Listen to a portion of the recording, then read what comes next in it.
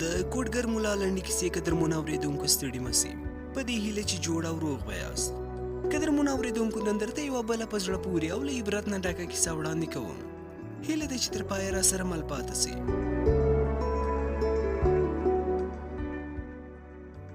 له کومې ورځې نه چې زه خپل نوي کرایه کړي کور ته راغلی وم، داسې ورځ مې نه وه لیدلې چې زما د دیوال شریک ګاونډي په کور کې د محشر جوړ نه وي. فهیم چې ښه کور او موټر یې درلودل، په یوه دولتي دفتر کې یې کار کاوه او کاروبار یې برابر و. خو دا چې زامن یې نه درلودل نو هره ورځ به یې له ښځې سره جنګ و. 5 کاله کېږي چې واده مې کړي، خو تر اوسه د زوی پلار نه یم. زه نور نسم لیدلی چې ټول ګاونډیان مې زامن ولري او زه یې ونه لرم. زه نور د خلکو دا خبرې نسم اورېدلی چې ته مریض یې یا خپل علاج وکړه او یا بل واده وکړه. ښځه یې پروین نومېده، په ښکلا کې په طول پوره او هر وخت به یې فهیم ته سوال او زارۍ کولې. دې کې نو زما څه قصور دی؟ د خدای رضا به وینو. ته خو صبر وکړه، خدای به ښکلی زوی راکړي. خو په فهیم باندې د خپلې مېرمنې خبرو اغېز کله کاوه. ورته ویل به یې که ته تر 2 میاشتو پورې حامله نه سوې نو طلاق به درکړم. زما لپاره هم د دې ښځې او میړه جنګ او جګړې عادي سوي وې او نور ورسره بلد سوی وم. بله ورځ کلي ته یو کوټګر مولا راغلی چې تعویضونه به یې لیکل. دغه کوټګر چې ځان یې سید جعفر روحاني معرفي کولي، غټه شنه لونګي او توره اوږده ږیره یې درلودله. تل به یې سپینې جامې اغوستې وې. د هغه په راتګ سره په کلي کې خوشحالي جوړه سوه. هر سړی په دې خوشحاله و چې داسې یو ښه شخصیت یې کلي ته راغلی دی او د دوی د مریضانو علاج به کوي. سبا چې د فهیم او ښځې معمولي جنګ بیا پیل سو نو زما صبر ونه سو او کور ته یې ورغلم. فهیم ته مې وویل فهیم جانه ولې په دې خبرو خپل ژوند خرابوې؟ صبر وکړه، ته هم ځوان یې او پروین خور هم ځوانه ده. خدای تعالی به درته ګلالی ماشوم درکړي. دا دعا کوه چې خدای تعالی نیک او صالح زامن درکړي چې د مور او پلار احترام وکړي. خو فهیم زما خبرې پرې کړې او ویې ویل تو خو خپله 3-4 ماشومان لرې چې په مخ کې دې ګرځي را ګرځي، زړه دې پرې خوشحاله دی. ته د نورو له حاله څه خبر یې؟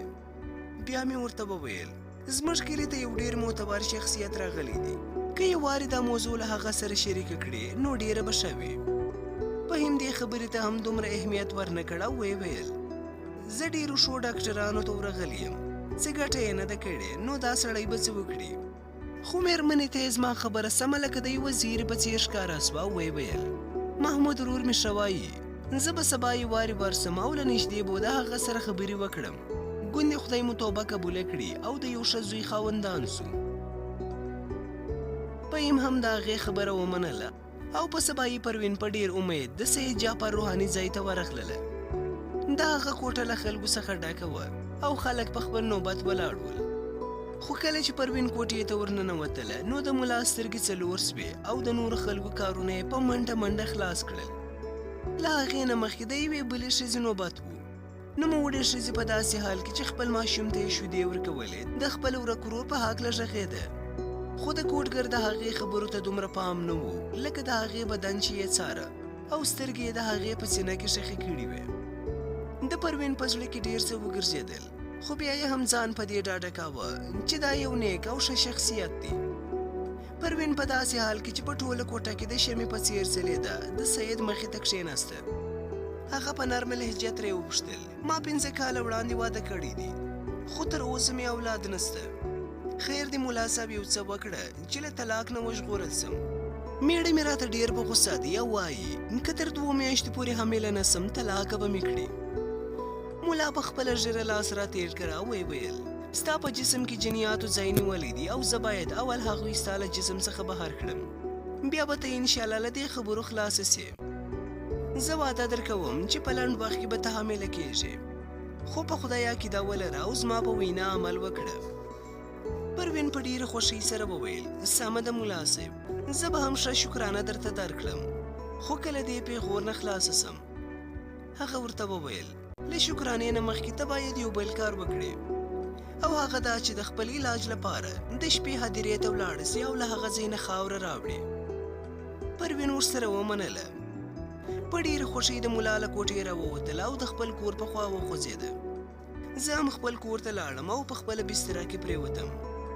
له یو څو شېبې مطالعې کولو نه وروسته ویده سوی وم. لا پوره سهار نه و چې د فهیم د دروازې درز له خوبه راپاڅولم. د کوټې کړکۍ چې مې خلاصه کړه او بهر خواته مې وکتل، پروین مې ولیده چې خپل سور او شین څادر یې په سر و او په ډېرې چټکۍ سره په لاره روانه وه. ما پرته له کوم سوچ کولو خپلې جامې واغوستې او په هغې پسې روان سوم. په اسمان کې ستوري ښکارېدل او په ځمکه کې له یو څو کوڅه ډبو سپیونه پرته بل هېڅوک نه ښکارېدل. یو څو قدمه چې لاړم، د کلي د بازار د یوه دوکان په مخ کې مې یو سړی ولیدی چې د یخنۍ له لاسه رپېدی.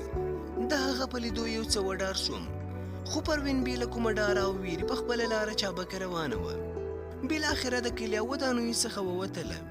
زه هم لکه د پولیس غوندې ورپسې وم. هغه د قبرونو منځ ته ورسېده او زه د 100 مترو په فاصله کې د یوې ونې شاته پټ شوم چې څوک مې ونه ګوري. په تیزه هوا کې د سپیو د غپېدو آواز ډېر و. زه له دې وحشتناکې صحنې څخه ډېر وېرېدم او پروین ته مې کتل چې هغې هم خپل جرات له لاسه ورکړی و. مګر ما نه غوښتل چې هغه وپوهیږي چې زه د هغې په تعقیب پسې راوتلی یم. ناڅاپه مې ولیدل چې له یوې خوا یو وحشتناکه شی راپیدا سو او د پروین په لور ورغلی. پروین د هغه په لیدو چیغه کړه او بېخوده سوه.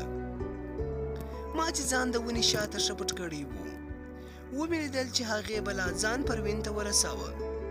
ما غوښتل چې نږدې ورسم، خو پښو مې راسره یاري ونه کړله. زه په همدې وسوسو کې وم چې ورسم او که ورنسم. د بلا کار خلاص سو او له هدیرې نه په چټکۍ سره روانه سوه. زه په هغې پسې روان سوم.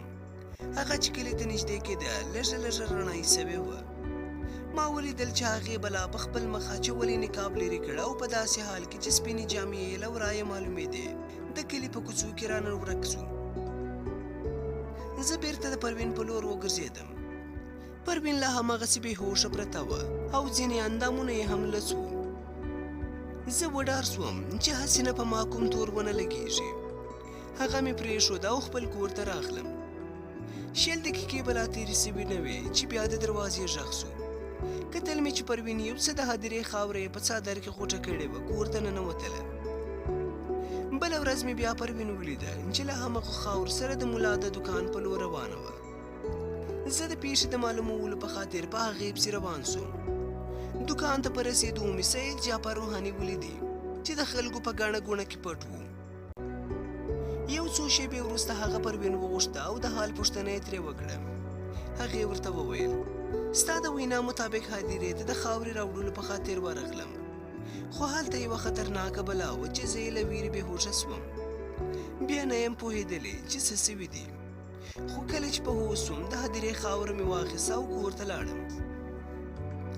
ملا په خپل خاص مکر ورته وویل، مبارک دې شه، کوم جنیات چې ستا په جسم کې وو همالته ښکاره سوي او ډاډه اوسه چې ته به ډېر ژر مور سې. پروین بې اندازې خوشحاله سوه او خپل کور ته لاړه. په څو اونیو کې پروین حامله سوه. د فهیم په کور کې د جنګ پر ځای د خوښۍ او خوشحالۍ خبرې کېدې چې ګوندې هغوی به د ماشوم خاوندان سي. بله ورځ چې فهیم په مخه راغلی ډېر خوشحاله و، سم لکه همدا اوس چې یې ماشوم په غېږ کې نیولی وي. ما ته یې وویل، محمود جانه، نه پوهېږم چې څنګه ستا څخه مننه وکړم. ما ورته د پروین د حامله کېدو مبارکي وویله او هغه مې له ډېرې خوشحالۍ نه پر مخ ښکل کړ. شپې او ورځې تېرې سوې او څو میاشتې وروسته د هغوی د انتظار شېبې پوره سوې. په باراني شپه د هغوی په کور کې هلک وزېږېدی او نوم یې د سید جعفر په درناوي جعفر کښېښودل سو. د زوی د پیدا کېدو له امله د فهیم په کور کې یو دروند محفل جوړ سو. سندرغاړو سندرې ویلې او ډمې ګډېدلې. پروین لکه د شمعې په څېر د خپلو دوستانو په منځ کې ناسته وه. سید جعفر هم په یو خاص ځای کې ناست و او فهیم به خپلو ملګرو ته د هغه صفتونه کول. ورځې او شپې تېرې سوې، خو زما زړه او دماغ د همغې پیښې له امله ګډوډ و. تل به همدا واقعه را په زړه کېده. یوه ورځ مې په یوې ورځپاڼې سترګې ولګېدې، په کومه کې چې د سید جعفر تصویر چاپ سوی و او په څنګ کې یې د هغه په هکله څه خبرې هم لیکل سوي وې. دا سړی د پردیو زنانو سره د بدکارۍ په تور نیول سوی دی. په ورځپاڼه کې دا هم لیکل سوي و چې هغه له ځانه څخه یو عالم او ملا جوړ کړی و او د دم و درود په نامه یې خلک غولول. هغه به بیا اولاد ښځې د خاورو په بانه هدیرې ته لېږلې او بیا به له یو ویرونکي نکاح به سره ورغلي او له هغوی سره به یې ناوړه عمل ترسره کړ. ورځپاڼې لیکلي وو چې هغه له نقاب سره نیول سوی او اقرار یې کړی دی چې څه باندې شل ښځې یې بې پته کړي دي. د ورځپاڼې تر لوستلو وروسته پوه سوم چې هغه به لا څوک وه او له پروین سره یې څه کول.